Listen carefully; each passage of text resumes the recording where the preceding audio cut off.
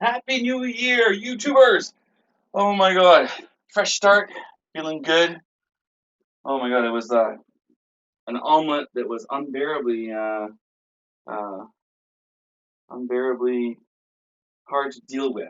There was a lot more raw than expected, but anyway, we got through it. Good news is that haven't posted in a couple of days. Happy New Year to everyone. I since the last time we posted, had all the rot that had to be repaired, all the framing in behind has all been replaced. As you can see now, new paneling. Thank you, Home Depot. Nice wood, $13 a sheet. So everything went pretty good. I removed all this aluminum to hold the windows in place, and then drew from the back side. It took a little bit longer than expected, but I didn't want to piecework it. I wanted to do solid sheets. And as you can see, I've actually done that. So full solid sheets everywhere. Full solid sheet in here. I find this adds integrity to the structure as well if it's one solid piece rather than a bunch of little pieces. So that's what's been accomplished so far. If you're looking for a cheap solution for a countertop, again, we're trying to keep the costs very low because this is our second RV. This is our US RV, and then we have our Canadian RV. Only because of COVID. So after we're done our journey with COVID, which we don't know how long that's going to last in terms of crossing border, this is going to be our US RV. So again, we don't want to put too much money into it, but we still want to make it look nice and homey, as always. So that said, this board here, you can see this, but essentially it's I don't know what they call it, but it's like laminate on the outside. It shows white. I don't know if any, and black and white I think are the two choices at Home Depot. But a sheet 4x8 is $28 I think. And all I did was take off the old one and traced it, and I just cut it and put it in place. So it looks pretty good. White, so nice and clean.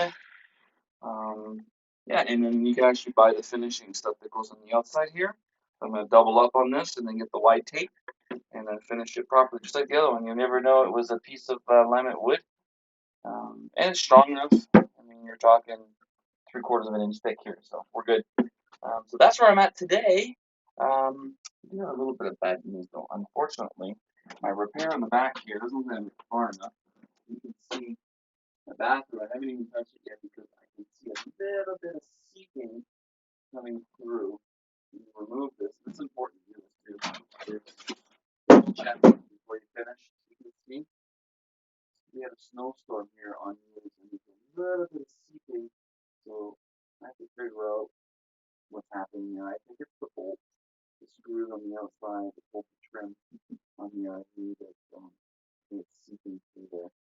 So it's not helping that there's snow on the roof right now and slowly melting. It's warmer today. It was Anyway, always double check before you seal stuff up and make sure that you are good. Run a garden hose, make sure that it's not going to leak.